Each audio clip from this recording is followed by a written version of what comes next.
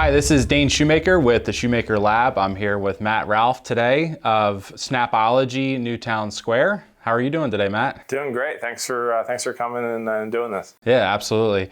Matt and his company they're a member of Newtown Square Business Association, and your business is really cool. I'm a lifelong fan of Legos, and I think it's great what you're doing with STEM and education for kids and stuff. So I'm really interested to hear, learn a little bit more about what you do, what your business does, and kind of go from there. Yeah. So we started out, it's a franchise. The company was started out near Pittsburgh by a mom who was looking for something for her son to do that was a little bit different, that he had a kind of an interest in tinkering with things and building. And so she couldn't find it. So her and her sister started it. We bought this franchise in October 2022. My wife was the one who was found out about it, asked if I had heard of Snapology. I said no. I wish that existed when I was a kid. Yeah. And just the idea of what we really are passionate about is, and we have franchises all over the country and some international as well, is really just providing an outlet for kids who love to be creative and build and tinker and try things out, and just really, we do a lot with Lego, with Connects, with different toys, and we really focus on like the younger age groups. I would say my kids are 6 and 8, and they're like very much in the wheelhouse of what we're trying to do, and so it's really about introducing kind of some different concepts in a way that's, I always say, it's not school. It's fun. It's they get to be creative. They get to work in part with partners. They get to share about what they built. Like one of my favorite questions I ask is, "Oh, what did you build? Yeah, tell me about it." Right, and so there's definitely like a storytelling aspect to that of, hey, this is my interpretation of what we're working on, whether it's something thematic like a Pokemon or Star Wars or Minecraft or something like that, or just, hey, I came up with this totally out of my head. And so it's really about really encouraging kids and encouraging them to work together, to be creative, but then also sometimes just to kind of carve their own, their own path. Like this is how I want to do it. And I always say, like, you're not getting graded. This isn't school. So you want your dinosaur to be purple, it can be purple, right? It really doesn't. We're really just about creating a fun and safe environment for the kids to explore whatever different kind of direction they go in. And obviously a lot of kids are into Lego. Like that's a big draw for us. Yeah. But it kind of goes beyond just getting a set and building it or dumping a bunch of pieces on the floor. Right. It's a little more intentional in that respect. Yeah, and I feel like parents and institutions and I guess businesses and stuff can bring you in. They like it because it's a structured activity. There's learning around it, right? Mm-hmm. There's a lot of education. Yeah, I mean, it sounds like a great business. Tell me about what does a program look like when, how do you actually offer your service? Like we're in your facility here today, but you go out to private parties, schools, definitely. Religious institutions. Yeah, so we do run some smaller classes in the space. This is I started renting this space because there's no room in my house for all the stuff that I have. We have lots of Lego and lots of power functions and robotics kits and things like that. So my wife was like, "This can't stay in our house." Yeah. There's a space in the building where I am. My wife owns a counseling practice, and so she found the spot for me, and here we are. But, in terms of, we're very much a mobile business. We serve Newtown Square and some surrounding areas. Yeah. We have there's a franchise in King of Prussia and also a new one in Downingtown. So we kind of each have our areas. Like, so we're in Media, we're in Newtown Square, we're in Bryn Mawr, we're Villanova, and out to Malvern, and Broomall and Newtown Square as well, and in Havertown. So we tend to kind of, I'm always sort of looking at, where people are and where there's interest in programs. And so we'll run like a program. Over spring break, we ran a really awesome program at the Kelly Center in Havertown. And they've been awesome to work with. And we've done some stuff at Game on State and Media. We've done, we do a lot of birthday parties where we go out, we go to schools. We go to pretty much, I always say it's like, if there's kids and they need something to do, we can figure something out. We can tailor that. Like we're going to be at, a Strawberry Festival coming up, right? So we'll just provide a spot, for them. I've been out to, school PVO, PTO events. Okay. Where, I just bring a bunch of Lego and they build a kit. We're big on minifigs. Kids love putting the minifigs together and getting swords or getting cameras or something on there. And so we just kind of provide a platform for them to just to have fun and to explore and to do that. We have a wall. I call it the blue wall because it's a blue felt. It's just basically a blue felt presentation board, and we put Velcro on the plates and they can stick up what they built. So nice. That's something we love to do when we go out, to kind of give that visual of, here's all the different things that the kids were able to, you give them a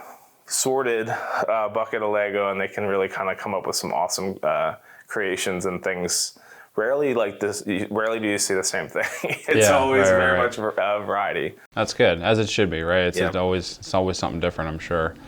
There's something so satisfying even as an adult now, just like building with Legos and when you're a kid, just being able to play with it and build it. I mean, I had tons of Legos and my boys are 3 and 5 now, so they're really getting into it right now, and I'm pretty excited about that.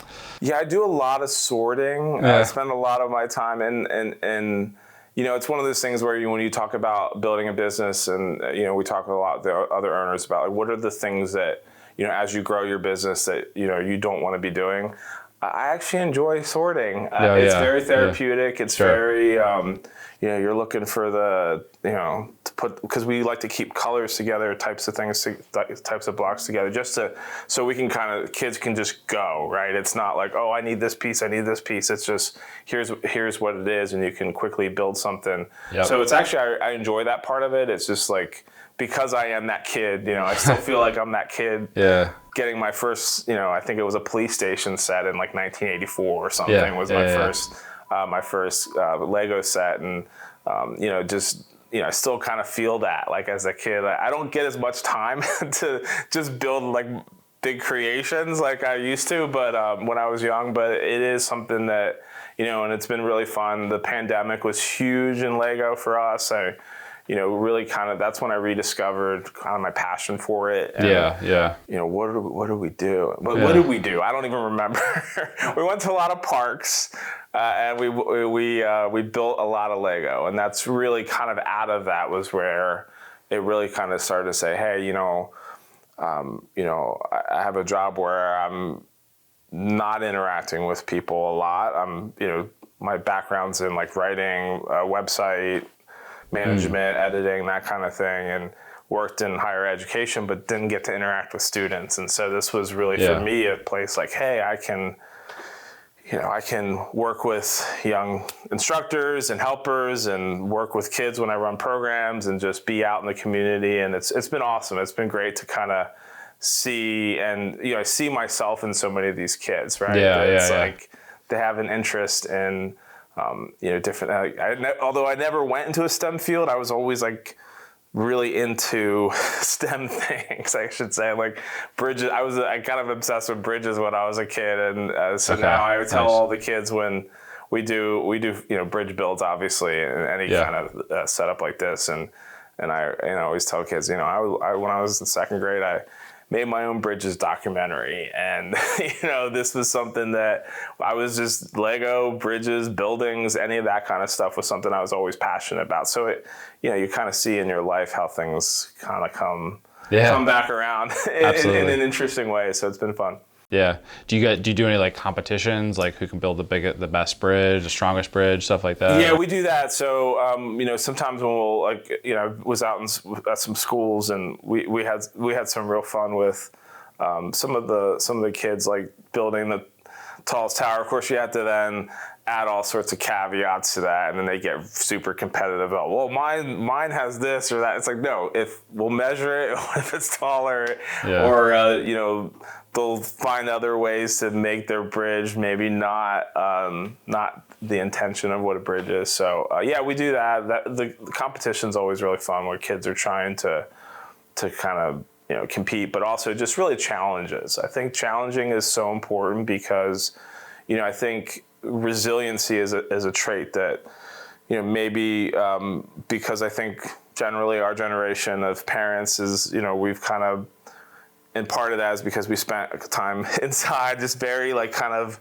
nurturing. And I think, we've tried really hard as a generation of parents to really kind of make sure our kids are okay. Right. But then where is the resiliency in that, right? It's like and I don't necessarily say like, oh yeah, let's let our kids just go off and be free. I have concerns about that. My community doesn't have a lot of sidewalks, but like, how do we then build that resiliency and push kids to do things that are a little bit out of their comfort zone, to mess up, to make mistakes. And I always say, I love when kids make mistakes. I love when kids build something that spectacularly fails, because it shows hey, you push this, your bridge fell apart, but that's how you learn how to make it better, right? So you built something and I'll build stuff and I'll say, oh, what do you think of this? And I'll be like, oh, it's terrible. I'm like, okay, well, how can I make it better? I will hear that feedback, but then how can I then improve it? What do you think? And I'll do this on purpose, right? Just subtly, so what do you think I can do to make it better? How can I improve this? How can I make this something more than what it is now? Because clearly you don't like it. I think it's fine, but you. So it's really about that kind of building those resiliency muscles. And so a lot of times with robotics, stuff can be really challenging, and I'll see kids will be like, oh, I can't do it. It's like, no, you can. Here's a video, you can do it. It works, right? And sometimes it doesn't work, and things you got to figure out, okay, well, what could be wrong with this? Is the light on? Is the battery working? The light's on, but is the battery working? Maybe the battery needs to be replaced, right? So working through problem solving skills as well, which I think is really important. I think problem solving is just a huge thing in general. Yeah. And not, that's where we tend to try to push a little bit. We're not going to, again, we're not grading kids or giving that kind of instruction, but it's also hey, why don't we try this, right? That's great, you did it, that's cool, but why don't you try to do this? Let's twist, let's do a little twist, figure out how maybe we can improve it, or do it in a different way that then opens up discovery. And I've found that the kids that just have inspired me. And then I'm saying, oh, you know what? I had a kid the other day. You know what he did? He did this. And they're like, oh. And I'm like, that's not me. That's something from, so that's where it's fun too, to kind of incorporate things that our students who come through the programs do, and then sort of pass that knowledge on to other kids as well. So, and then I'm finding myself I'm like, oh yeah, why didn't I think of that? so there's a little bit of reciprocation there. Absolutely, and that's one of the things too. One of the things I love that I love kids trying things that are maybe a little bit uncomfortable, and sometimes maybe that's sharing. Speaking in front of other kids can be really difficult. I have a daughter who's not able to speak a lot of times in school and everything. So, we're sensitive to that, but sometimes just being able to some kids will open up because they're passionate about it. It's hey, I built this thing and it's awesome and I'm going to tell everybody. And that can build that confidence as well. So it's the resiliency, but it's also then helping other kids, right? So one of the things, if I see this happen, I always tell our instructors, if you see a kid who's sort of showing, a little bit of mastery in something, bring them in and say, hey, who figured this out, who could help you is him or her, and so then also bringing the kids together and saying, hey, and I'll do this, I'll say, hey, you think you could help him? Because I like how you did it. That's not how I would do it. Yeah. But maybe you can help her do it the way you did it, because I don't know what you did, right? Or and then it's also then, and I say this to parents a lot. I say, I feel like I'm training them to take my job, right? So it's I see so many kids. It's oh, when do you turn 60? Yeah. Because I will hire you once you go through that, because you do an amazing job of just, making it a program. Because there's only so much you can control when you're running any kind of business, but like when you're an instructor or a facilitator, as I like to say, we really are facilitators more than teachers, but you can't necessarily control the dynamics of the classroom. You can enforce certain, respect and, language and things like that. Reward good behavior, stuff like that. But the programs I think that ultimately are the best are the ones where you find where these kids feel empowered to then work with each other. Like I had a boy I just love this kid. He had a week where he was struggling a little bit, and I got him to kind of lead something. Okay. And it's like, I'm like watching him, and I'm just like, I'm like practically in tears, because I was like, this kid just took off with a little bit of a nudge, right? Yeah. And I told him, I was like, I'm just so blown away. Like that was so cool just to see him. There were some different things where they're, kids can put each other down, or there's a little like tension can build, right? With stuff. And to see that, hey, and everyone has bad days too. Right. I have bad days, you have bad days. Like sometimes we're just like, oh, this feels hard. This feels like a grind. Yeah. And then other days where you see that and you're like, and I feel like I've yet to meet a kid or an instructor or someone I've worked with, where you don't see something, right? You don't see something that you're like, that is going to take that person somewhere, right? Yeah. And sometimes it's amazing. It's not even, maybe they're not even interested in the program, right? They're like, that's the last one I'm doing. Awesome. It's not for everybody, right? Yeah. And maybe it was, there's a spark there that then that person's going to go into, to kind of pursue and to build those skills, right? That they've discovered through, through plastic, building little pieces of plastic. Right. It's just plastic, but it's a whole lot more. What they're learning, and it's amazing. Yeah, and there's like I said too, there are such like therapeutic qualities to it. I heard a story recently about a guy who was in college, and he was far away from home, and he was struggling, and he said that a friend of his came over to his house and brought a Lego set to build. And I was like, that's really interesting. And he said, so we sat there, the two of us, and we built, and we just talked. And I was like, wow, that's really cool. Because it can also, and I think too, there's something about like using your hands to do something, and big fan of maker space, just creating. Yeah. Though that's not necessarily a talent area for me. I love that kind of thing. I love meeting people who do that, people who work with their hands. My father-in-law has a 3D printer, and I just love the stuff that he's doing with that. And he's very much a person who works with his hands. My dad does a lot of stuff with restoration of stadium seats, and so he, I love that kind of stuff. And it's something. There's something about when you're using your hands and you're doing something like that can kind of not take your mind off things, but that you're focused on something else, and it has a lot of really beneficial and therapeutic qualities. It centers you. Put your focus on something productive. Even if it's just a Lego set. Yeah.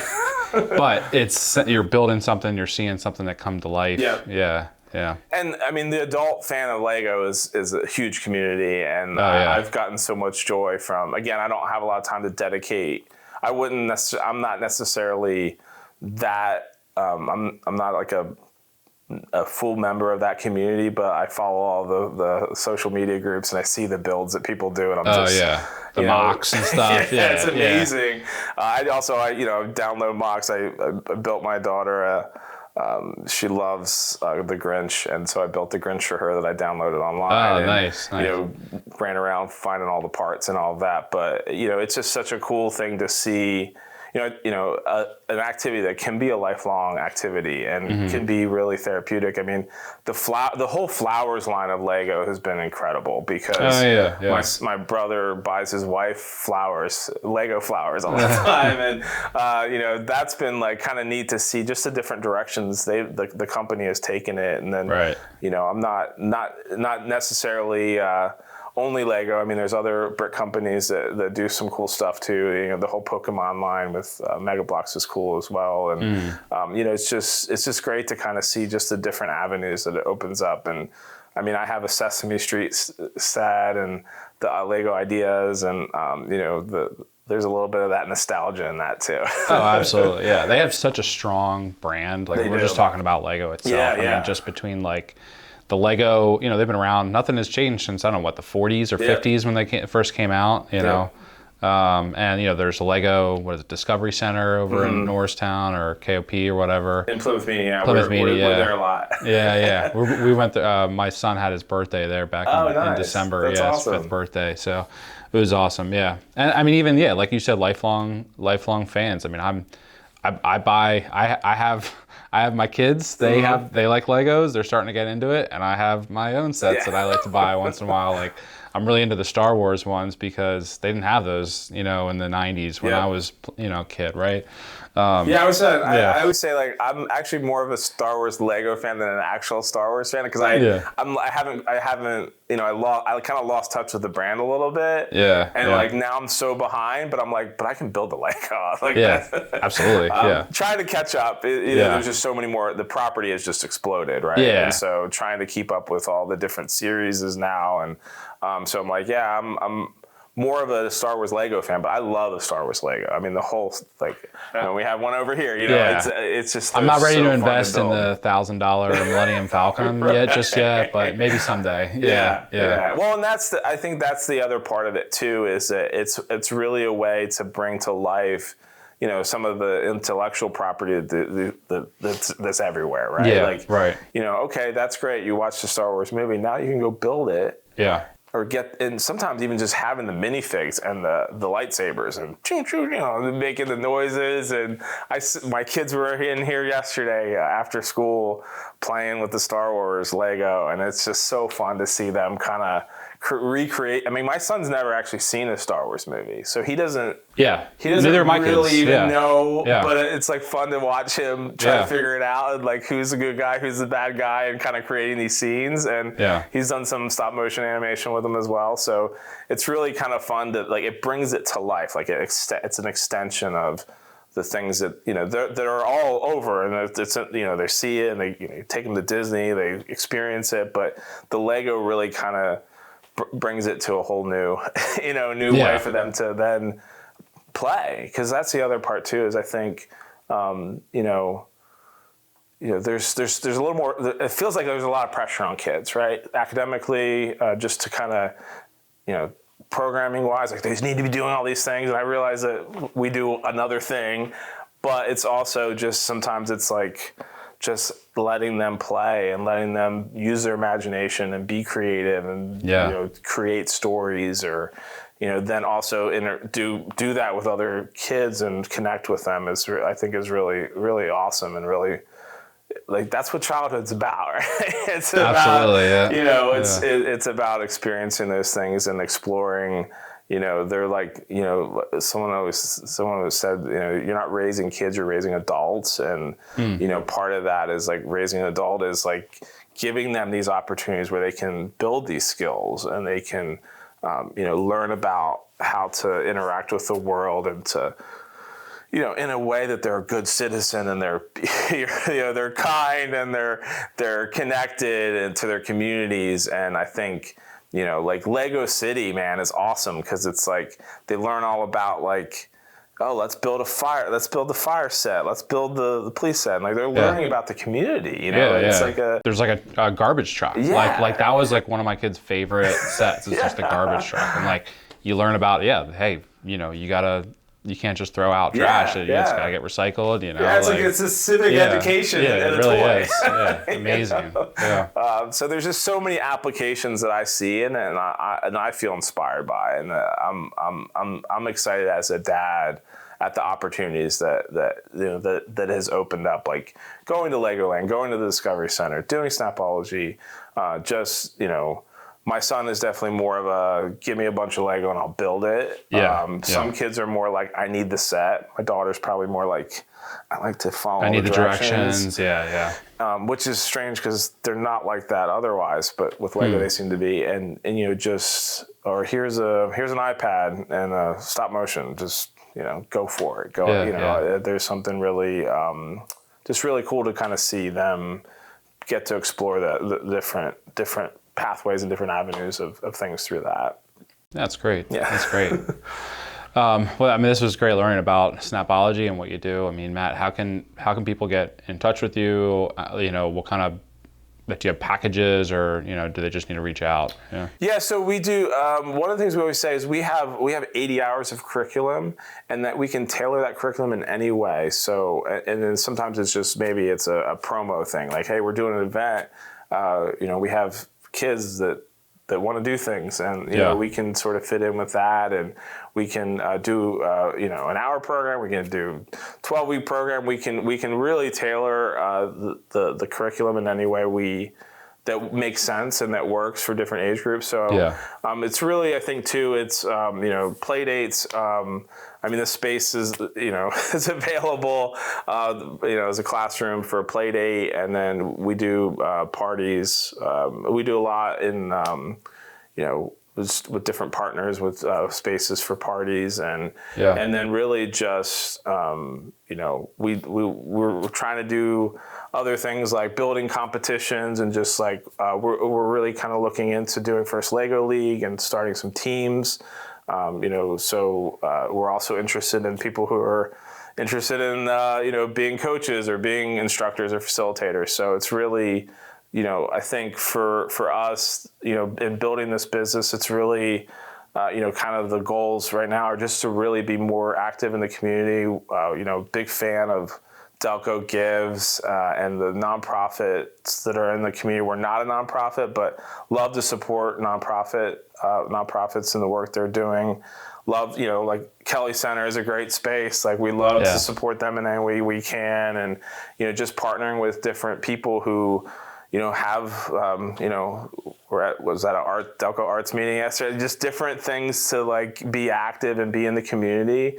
Because that was the other part of this for me personally, is like, I want to be more part of my community. I want to, and maybe that if that's just like buying an ad in the parade program or whatever it is that I can sort of be and be in the community more, interacting with the community and support the different things that are happening. For me, it's not just about me and my business. It's about how can my business support the community around me, support my children, but support, just the different things that are happening, the PTOs Absolutely. And being involved in any way that I can for, just to, kind of coming out of that passion for kids and education and, like non-formal education, I like to say, but like just being in any way part of the community is something that I'm very passionate about. Yeah, that's great. That's wonderful. Matt, thank you so much. It was great getting to know you and your business a lot better today, and thanks for being on the podcast. Oh, thanks for having me. This is great. Thanks for listening today. Shoemaker Lab is an original production by Shoemaker Films, LLC.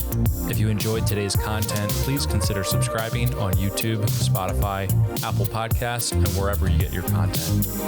Follow us on Instagram @shoemaker.films. And if you're a business that's either interested in our video production services or would like to be a guest on the show, get in touch by using the contact form on our website, shoemakerfilms.com.